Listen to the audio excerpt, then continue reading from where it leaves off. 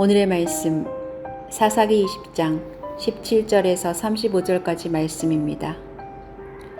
이스라엘 사람들에게는 베냐민 자손을 제외하고도 칼을 쓸 줄 아는 사람이 40만 명이나 있었는데 그들은 모두 잘 싸우는 용사였다.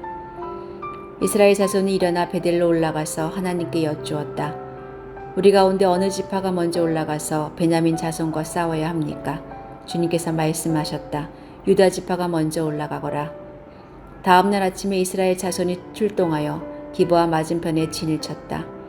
이스라엘 사람은 베냐민 자손과 싸우려고 나가서 기브아를 마주보고 전투 태세를 갖추었다. 그러자 베냐민 자손이 기브아에서 나와 그날에 이스라엘 사람 22,000명을 땅에 쓰러뜨렸다. 그래서 이스라엘 자손은 베델로 올라가서 주님 앞에서 날이 저물도록 목 놓아 울면서 여쭈었다. 우리가 다시 가서 우리의 동기 베냐민 자손과 싸워도 되겠습니까? 그때 주님께서 올라가서 싸워라 하고 말씀하셨다. 이스라엘 사람들은 스스로 용기를 내어 첫날 대열을 갖추었던 그곳으로 가서 다시 전투 태세를 갖추었다. 그 이튿날에 이스라엘 자손이 베냐민 자손을 치려고 가까이 나아갔다. 베냐민 자손은 이튿날에도 그들을 대항하려고 기브아에서 나와서 이스라엘 자손 18,000명을 땅에 쓰러뜨렸는데 죽은 이들은 모두 칼을 쓸 줄 아는 사람들이었다. 그러자 온 이스라엘 자손은 베델로 올라가서 주님 앞에 목 놓아 울었다. 그들은 거기에 앉아서 날이 저물도록 금식하고 주님께 화목제와 번제를 드리고 주님께 여쭈었다. 그때 하나님의 언약궤가 베델에 있었고 아론의 손자이며 엘리아살의 아들인 비느하스가 제사장으로 있는 때였다.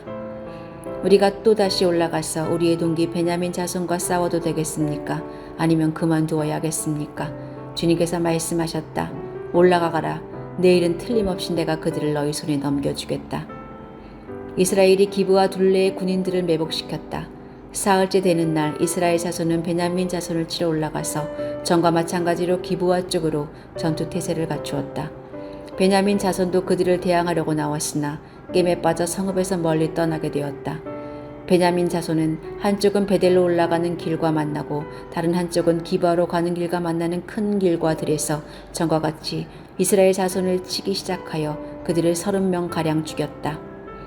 그러자 베냐민 자손은 이스라엘 자손이 처음과 같이 자기들에게 지고 있다고 생각하였다. 그러나 이스라엘 자손은 우리가 도망치는 척하여 그들을 성읍에서 큰 길까지 깨어내자 하고 말하였다. 그때 모든 이스라엘 주력 부대는 자기들이 있던 자리에서 일어나 바알 다말에서 대열을 갖추었으며 이스라엘의 매복 부대는 기브아 주변에 숨어 있다가 거기에서 쏟아져 나왔다. 온 이스라엘에서 뽑힌 10,000명이 기브아 정면에 이르자 전투는 치열해졌다. 그러나 베냐민 자손은 자기들에게 재앙이 미친 것을 알지 못하였다. 주님께서 이스라엘 앞에서 베냐민을 치셨으므로 그날 이스라엘 자손이 칼을 쓸 줄 아는 베냐민 사람 25,000명을 모두 쳐 죽였다.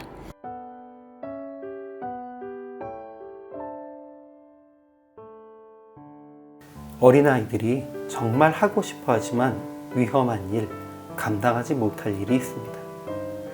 그럼에도 불구하고 계속해서 해보겠다고 조르면 간혹 부모님이 네 마음대로 해 라고 하시는 경우가 있습니다. 이때에 정말 그 아이가 부모의 말을 허락으로 알아듣고 마음대로 했다면 그 후에 어떤 결과가 나올까요? 대부분은 아이가 기대했던 대로 되지 않고 실패를 경험하게 될 것입니다. 그렇다고 해서 그 아이가 부모님께 가서 내 마음대로 하라고 하셨잖아요. 그런데 왜 안 되는 건데요? 왜 안 도와주세요? 이렇게 따지는 것은 어리석은 일입니다. 부모님은 이 일을 통해서 바로 내 마음대로 해도 그 일은 안 되는 거야 라는 것을 알게 하시고 싶어 하셨기 때문입니다. 오늘날 이스라엘 백성들은 베냐민 지파와 전쟁을 하기로 다 결정해 놓고 그 후에 하나님께 누가 먼저 올라가서 싸울지를 여쭙고 있습니다. 그러나 사실 이것은 하나님의 뜻을 엿줍는 것이 아닙니다.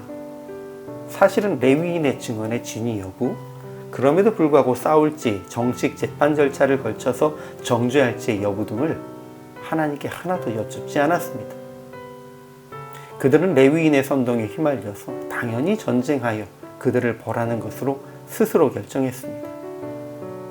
그러니 하나님께서 유다가 먼저 가라 라고 하셨다고 해서 전쟁을 허락하셨고 이제 이기게 하실 것이라고 생각하는 것은 어리석은 것입니다.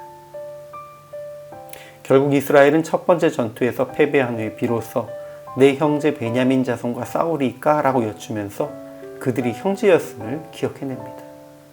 그리고 두 번째 전쟁에서 패하고 돌아온 후에는 우리가 다시 나아가 내 형제 베냐민 자손과 싸우리까 말리까? 라면서 오히려 싸워도 될지에 대해서 이제서야 다시 하나님께 여쭙습니다.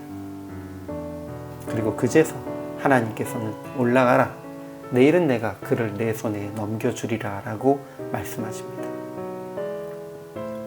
처음부터 베냐민이 자기들의 형제임을 먼저 생각하고 하나님께 싸움의 여부를 여쭈었어야 하는데 이스라엘 백성은 정반대로 행동했습니다. 그리고 하나님이 내일은 내가 그를 내 손에 넘겨주리라 약속하신 후에서야 비로소 베냐민 지파에게 승리를 거둘 수 있었습니다. 우리는 수없이 많은 일들 속에서 내 뜻을 정해놓고는 하나님께 여쭈었다고 착각합니다.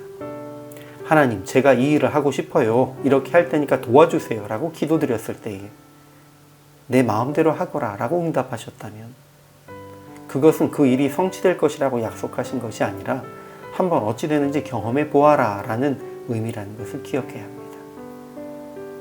그러니 처음부터 나의 의지와 결정의 방향을 배제하고 오직 하나님의 뜻을 여쭙고 그에 따라 진행하는 것을 삶의 습관으로 삼는 것이 필요합니다. 우리가 주님 안에서 진정 주님의 뜻이 무엇인지 먼저 여쭙는 것, 그것이 참된 그리스도인의 삶이며 하나님을 우리의 왕으로 모시는 삶입니다.